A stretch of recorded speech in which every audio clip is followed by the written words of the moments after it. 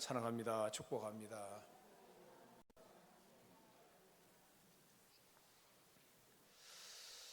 신앙인들에게 가장 풀기 어려운 문제는 고통의 시간이 길어지고 하나님은 침묵하시는 것 같을 때입니다.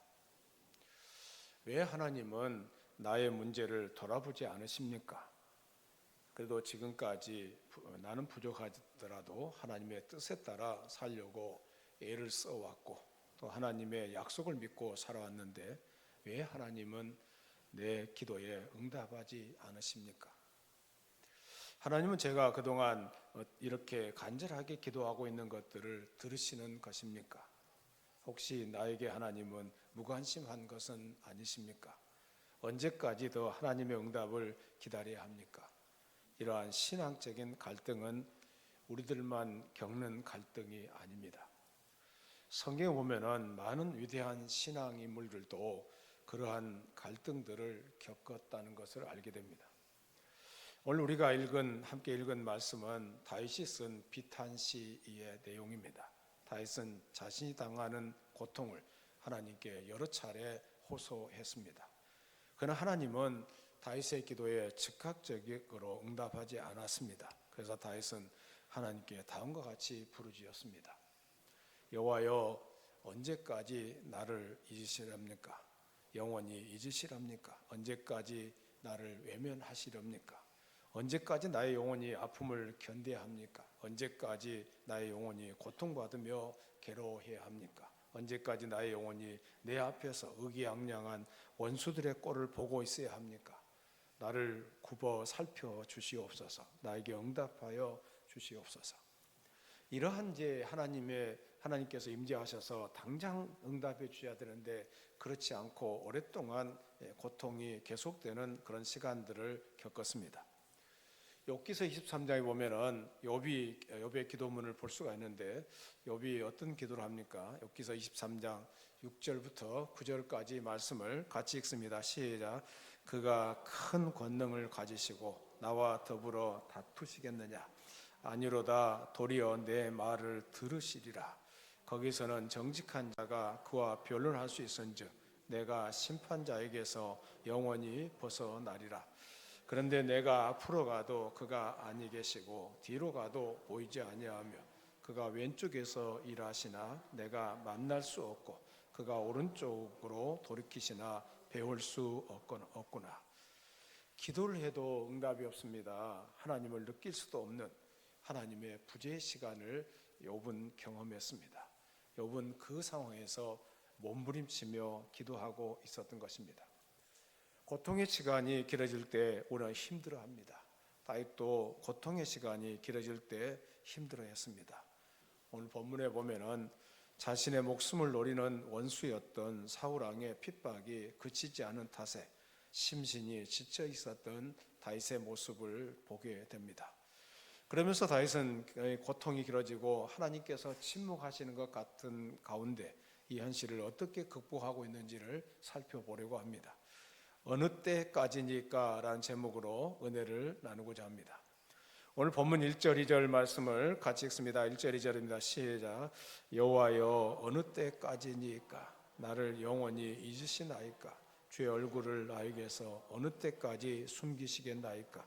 나의 영혼이 번민하고 종일토록 마음에 근심하기를 어느 때까지 하오며 내 원수가 나를 치며 자랑하기를 어느 때까지 하리이까? 다윗의 일생 전체를 보면은 그가 예수님 안에서 하나님 안에서 승리한 그런 모습들이 보이고 있지만은 그러나 다윗의 한 인생의 단면들을 살펴보면은 힘들고 어려운 순간들이 있었습니다. 어느 때까지입니까? 언제까지 나를 이 고통 가운데 내버려 두십니까? 어느 때까지입니까? 이 말씀이 오늘 본문에 4번이나 반복해서 나오고 있습니다. 히브리어 원어로 보면은 아드아나라는 뜻입니다. 지금까지 견디기 어려운 고통을 겪어왔다는 것입니다. 그리고 지금도 고통을 겪고 있는데 견디기가 어렵다는 것입니다. 더 어려운 것은 이 고통이 언제까지 계속될지 알 수 없다는 것입니다. 사실 고통 가운데 있을 때 시간이 너무 느리게 흘러갑니다. 거북이처럼 느릿느릿하게 흘러갑니다. 하루가 지났나 싶으면 1시간밖에 가지 않았습니다. 한 달이 지났나 싶으면 하루밖에 가지 않습니다. 고통 가운데 몸부림칠 때는 시계가 고장난 것처럼 느껴지고 시계가 멈춰선 것처럼 느껴질 때가 있습니다. 그만큼 고통을 견디기가 힘들다는 뜻입니다. 그래서 고통을 겪고 있는 사람들은 한결같이 어느 때까지입니까? 라고 탄식할 수밖에 없습니다. 고통의 시간이 좀 빨리 지나가면 좋겠는데 시간이 더디 가는 것 같아서 괜히 시간을 향해서 원망을 쏟아놓기도 합니다. 그런 어떤 고난이나 고통의 시간이 길어지고 있을 때 어느 때까지니까 탄식하게 됩니다. 다윗도 사울에게 쫓기면서 죽음의 위기를 수없이 찾아왔는데 그 기간이 10년이 넘는 긴 기간이었습니다. 그때 여호와여 어느 때까지입니까? 나를 영원히 잊으십니까? 그 고난이 길어지는 것 때문에 하나님을 향하여 탄식하며 부르짖고 있었던 것입니다. 질병이 찾아왔다가도 빨리 치료되면 좋겠지만 그 시간이 1년이 지나고 5년이 지나고 10년이 되고 아주 긴 시간을 질병과 싸워야 되는 그런 경우가 있습니다. 또 어떤 경제적 어려움이 찾아왔는데 빨리 회복되었으면 참 좋겠는데 그것이 오랫동안 계속될 때 절망하고 낙심할 수도 있습니다. 뿐만 아니라 이렇게 영적 침체가 하나님께서 나를 외면하신 것 같고 또 하나님께서 숨어버리신 것 같고 하나님께서 침묵하시는 것 같을 때 그런 생각이 들 때 영적 침체가 길어질 수 있습니다. 그래서 나를 영원히 잊으시나이까? 주의 얼굴을 나에게서 어느 때까지 숨기시겠나이까? 이렇게 탄식하며 부르짖게 되는 것입니다. 더 심한 경우에는 무신론자로 전락하기도 합니다. 무신론자 데이비드 흉도 어릴 때 교회를 다녔습니다. 부조리한 세상을 보고 10대에는 교회를 다니지 않았습니다. 그는 하나님은 악을 막아내기 원하는데 그렇게 할 수 없었던가? 그렇다면 하나님은 무력한 자이다. 막아낼 수 있었는데 그렇게 하지를 원하지 않았는가? 그랬다면 하나님은 악한 자이다. 하나님은 막아내기를 원했다고 막아낼 수 있었는가? 그렇다면 악은 어디서 오는가? 이런 질문을 던지면서 그는 결국 무신론자로 전락했습니다. 무신론자 슬라이보 지체익은 이런 말을 했습니다. 모든 신학자들은 신의 존재와 악의 존재 사이에 있는 괴리감에 직면하게 된다. 전능하고 선하신 신의 존재와 가스실에 죽은 수천만 명의 아이들 고통 사이에는 메워질 수 없는 간격이 있지 않는가? 기독교가 말하는 전능하고 선하신 신은 존재하지 않고 오로지 존재하는 것을 믿고 실천하는 개인들 뿐이다 라고 말했습니다. 그러므로 진정한 기독교는 무신론이며 그리스도는 괴물이다, 이런 아주 나쁜 표현까지 썼습니다. 이들의 논리는 이런 것입니다. 전능하신 하나님이 존재하시는데 악한 일이 벌어지는 것은 하나님이 무능하기 때문이라는 것입니다.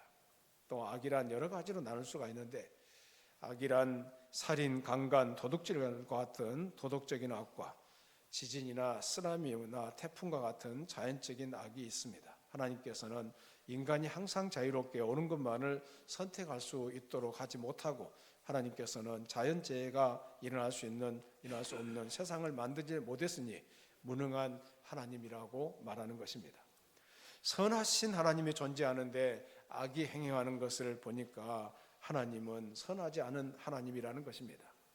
하나님은 전능하고 선하신데도 악이 이 땅에 존재하는 것을 보면은 하나님이 존재하지 않다는 증거를 얘기하고 있습니다. 믿음 좋은 신앙인들도 이런 일을 당하다 보면은 영적 침체기에 들어가고 탈진 상태에 빠질 수도 있습니다.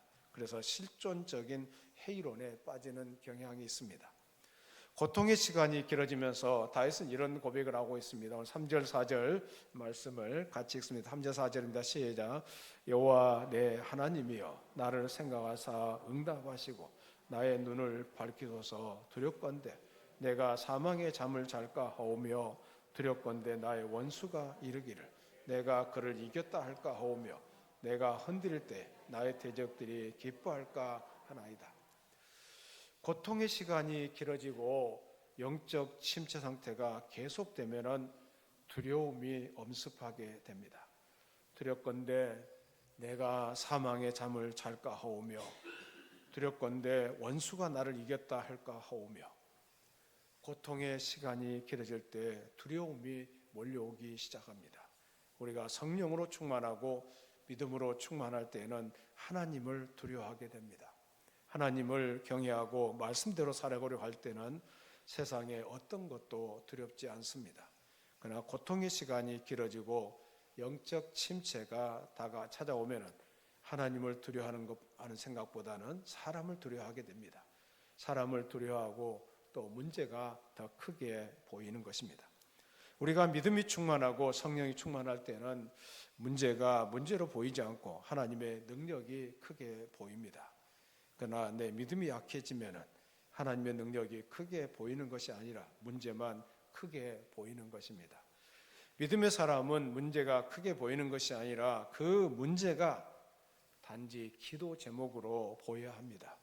그리고 하나님의 큰 손길, 하나님의 큰 능력을 보게 되는 것입니다. 다윗은 어린 나이였지만은 블레셋 골리앗과의 싸움에서 당당하게 다윗은 골리앗에게 나갔습니다. 나는 만군의 여호와의 이름으로 내가 내게 나가노라. 만군의 여호와의 이름이 크게 보였던 것입니다. 그래서 골리앗이 아무리 큰 장수라도 큰 장수로 보이는 것이 아닙니다. 만군의 여호와의 이름으로 물맷돌을 들고 나가서 당당하게 승리했습니다. 대적이 크게 보이는 것이 아니었던 것입니다. 그러나 이 시편을 기록하고 있는 다윗의 상황은 다윗이 무척 약해져 있습니다. 원수가 너무 크게 보입니다. 자신은 한없이 작게 보이고 하나님의 능력이 크게 보이는 것이 아니라 원수가 크게 보이고 문제가 크게 보이는 그런 상황이었습니다. 사람을 두려워하기 시작합니다. 그래서 두렵건대, 두렵다는 이 표현을 쓰고 있습니다. 원수가 크게 보여서 원수가 이겼다 할까 하오며 대적이 기뻐할까 한다고 표현하고 있습니다. 내가 또 사망의 잠을 잘까 하오며 말씀하고 있는데 영적으로 사망의 잠을 자게 될까 두렵다는 것입니다. 여러분, 육신의 잠도 무서운 것입니다. 잠이라는 것은 우리의 심의 한 부분이지만은 자서는 안 될 때가 있습니다. 바다에서 조난당한 사람들의 얘기를 들어보면 조난당할 때 가장 쉽게 죽는 것은 잠이 드는 것이라고 합니다. 잠이 들면 쉽게 죽는다는 것입니다. 잠들면 그 순간에 죽음이 찾아온다고 합니다. 추위가 엄습해 오는데 그 순간에 잠도 엄습해 온다고 합니다. 눈을 뜰 수가 없을 정도로 잠이 엄습해 온다고 하는데 자면은 그 순간 바로 죽게 된다고 합니다. 그래서 잠을 자지 않으려고 뺨을 치고 옆 사람이 있으면 서로 때리고 해서 잠을 못 자게 만들어서 그 순간을 극복한다는 것입니다. 여러분, 우리나라 교통사고 가운데 가장 많은 교통사고가 무엇입니까? 그것이 바로 졸음운전이라고 합니다. 그래서 음주운전보다도 졸음운전이 12배나 더 위험하다고 합니다. 그래서 최근에 고속도로를 타고 가다 보면은 졸음 쉼터가 많이 만들어져 있는 것을 보실 것입니다. 졸린 사람은 빨리 이곳에 들어가서 주무시든지 잠을 깨고 나서 그 다음에 운전하라는 것 아니겠어요? 아마 운전하신 분들은 졸음 운전을 경험해 보셨을 것입니다. 그게 얼마나 위험한지를 여러분은 잘 아실 것입니다. 졸음 운전 때문에 큰 사고들이 많이 일어납니다. 그런데 이런 영적인 잠, 영적 침체가 찾아오면은 영적인 잠이 찾아와서 영적으로 잠들면은 하나님에 대해서도 또 자신의 신앙에 대해서도 믿음에 대해서도 잠들어 버릴 수가 있다는 것입니다. 예배를 등한히 하기 시작합니다. 예배를 억지로 나왔지만은 은혜 받지 못하고 돌아갑니다. 잠이 들어 있기 때문입니다. 그래서 예수님께서 하신 말씀이 무엇입니까? 깨어나라 라고 말씀하신 것입니다. 오늘 저와 여러분은 영적 잠에서 깨어나야 할 줄로 믿습니다. 잠을 잘까 한다. 잠을 잘까 하는 그 시험에서 이겨내야 할 줄로 믿습니다.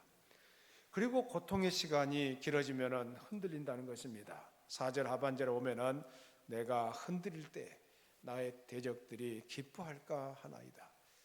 믿음이 흔들리고 신앙이 흔들립니다. 정말 하나님은 살아계시는 것인가? 하나님은 정말로 나를 도와주시는 것인가? 하면서 지금까지 내가 열심히 기도해왔고 지금까지 하나님을 열심히 섬겼는데 정말로 이것이 하나님의 살아계셔서 받으신 것인가, 이런 회의가 찾아올 수 있다는 것입니다. 흔들리는 것입니다. 그래서 오늘날 성도 가운데 보면은 가나안 성도 들어보셨나요? 가나안 성도, 거꾸로 하면은 안 나가 성도가 많다고요.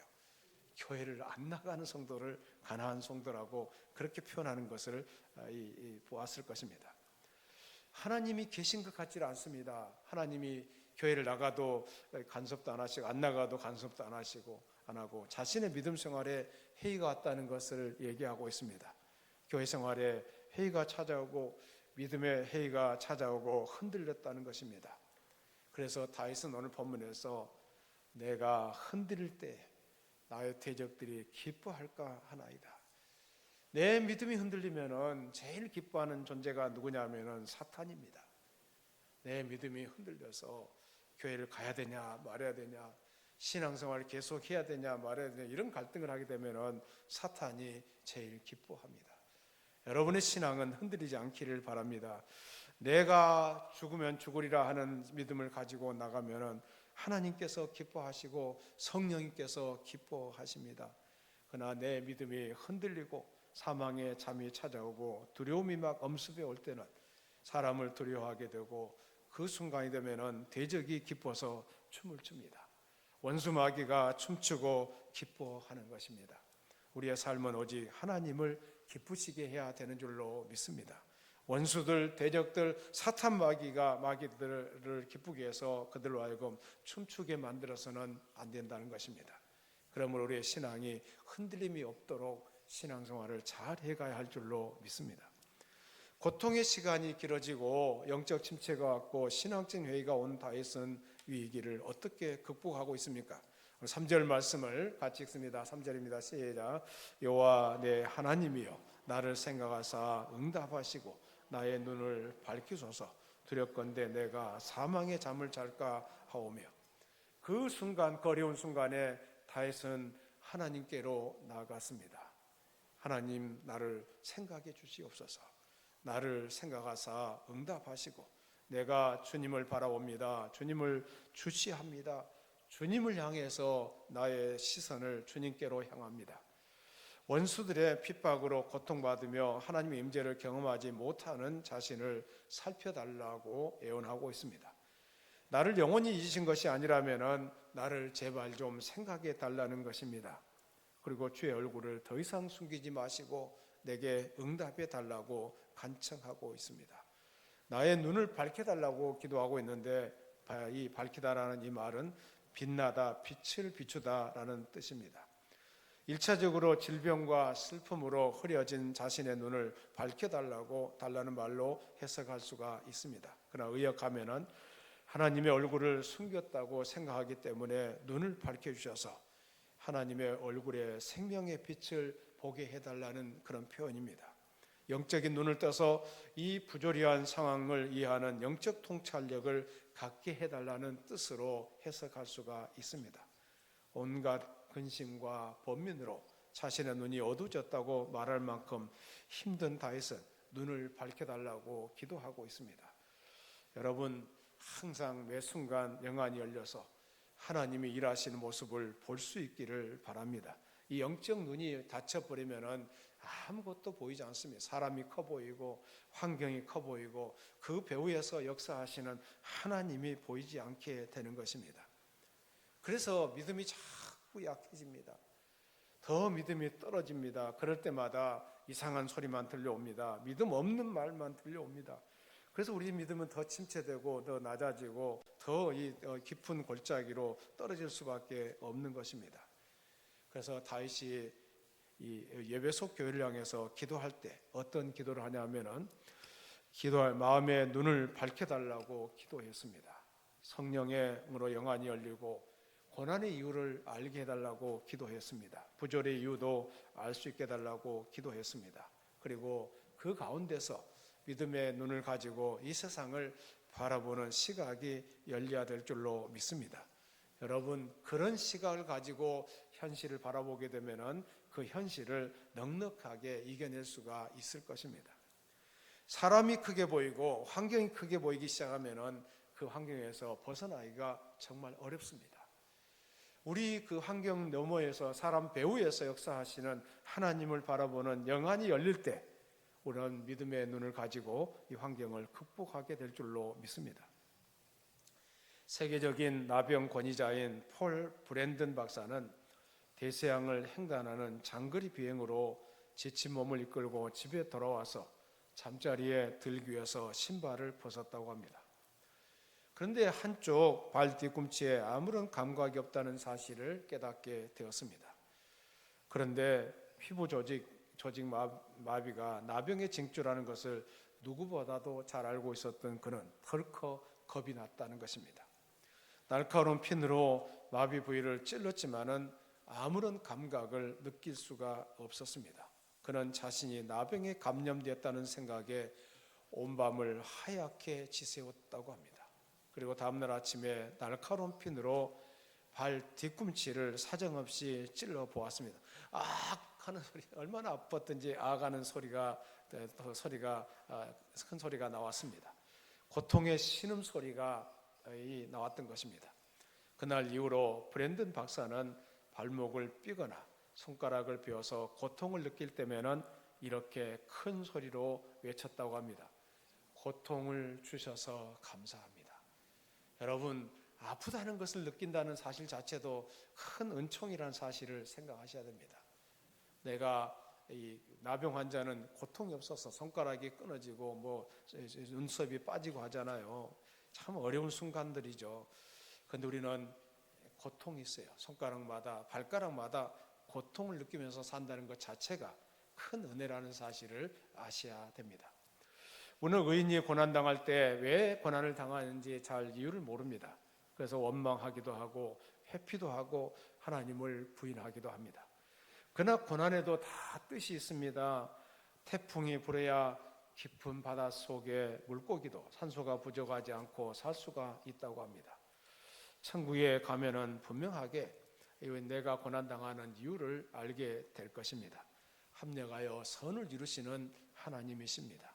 봄, 여름이 있어야 가을의 열매가 맺히는 것입니다.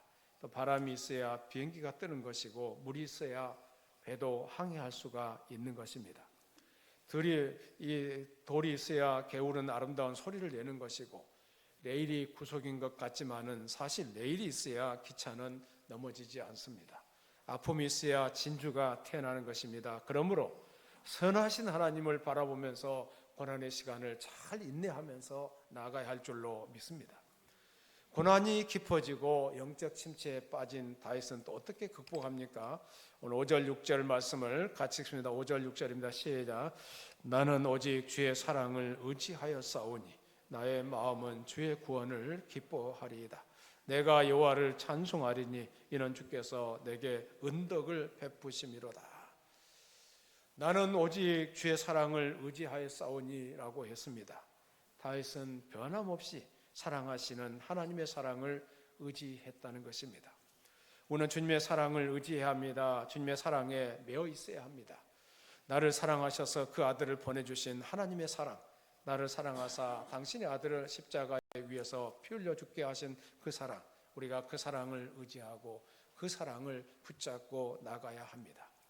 주님은 나를 버리시지 않습니다. 부모는 나를 버릴지라도 주님은 나를 버리시지 않는다. 세상은 나를 버려도 주님은 나를 버리시지 않는다. 세상은 수없이 많은 사람들이 서로 배신하고 미워하지만은 주님은 나를 사랑하신다. 이 사랑을 의지하고 주님 앞에 붙어 있을 때 오늘 그 고난에서 승리하게 될 줄로 믿습니다. 또 나의 마음은 주의 구원을 기뻐하리다라고 했는데 우리가 세상에서 근심 걱정을 하면서 눈물을 흘리면서 아파하는 그런 일들이 많습니다. 그런데 사실은 그런 일들 가운데 대부분 부질없는 일들이 많습니다. 그리고 하나님께서 순간순간 우리를 도와주셔서 오늘 여기까지 이르게 하셨고 앞으로도 우리 앞길도 인도해 가실 줄로 믿습니다. 세상의 어려운 일들 때문에 그것 때문에 하나님이 나를 버리셨다, 내가 아픔을 겪고 있는데 하나님이 모르신 채 한다 이렇게 생각하지 마시고 하나님께서 하나님의 사랑을 의지했다, 하나님이 나와 함께 하셨고 하나님의 구원을 내게 베풀어 줬다는 사실을 생각하면서 믿음으로 하루하루 살아가야 할 줄로 믿습니다. 여러분, 너무 침체에 빠진다고 해서 그 속에 깊이 잠길 필요가 없습니다. 그 순간에 다시 하늘을 바라보면서 하나님을 의지하고 하나님의 구원을 바라보고 기도할 때 하나님께서 우리의 문제를 해결해 주실 줄로 믿습니다. 오늘 다윗은 주의 큰 구원으로 기뻐한다고 했습니다. 하나님이 나에게 큰 구원을 베풀어 주셨습니다. 영원한 생명의 구원을 허락해 주셨습니다. 또 그 천국을 허락해 주셨는데 저와 여러분을 위해서 그 아름다운 은혜를 베풀어 주신 줄로 믿습니다. 그리고 6절에 보면은 내가 여호와를 찬송하리니라고 했습니다. 다윗은 고난의 시간을 여호와 하나님을 찬송하면서 극복했다는 것입니다. 고난이 찾아오고 역경이 찾아와도 하나님 앞에서 기도하는 사람, 하나님을 찬송하는 사람, 그 사람은 반드시 승리하게 될 줄로 믿습니다. 바울과 실라는 지난주에 생각해 보았지만 바울과 실라는 감옥 속에서도 찬양하고 하나님께 기도했습니다. 기도하니까 옥문이 열리고 이 자신들을 묶고 있는 착고가 풀렸습니다. 이처럼 우리도 찬송할 때 고난을 극복할 수 있고 영적 침체기를 이겨내게 될 줄로 믿습니다. 고통을 이기려면 주님의 은덕을 생각해야 합니다. 6절 하반절에 보니까 주께서 내게 은덕을 베푸심이로다라고 했습니다. 주님이 나에게 베푸신 그 은덕이 얼마나 크고 놀랍습니까? 우리가 받은 은혜가 너무 크지 않아요. 내가 여기까지 있는 것도 하나님의 은혜입니다. 우리가 하나님께로부터 많은 은혜를 받았습니다. 건강으로 붙들어 주셨습니다. 여러 가지 질병으로부터 치유해 주셨습니다. 우리가 부모님께로부터 만 가지 은혜를 또 받았습니다. 우리 이웃들에게도 큰 은혜를 우리가 받았습니다.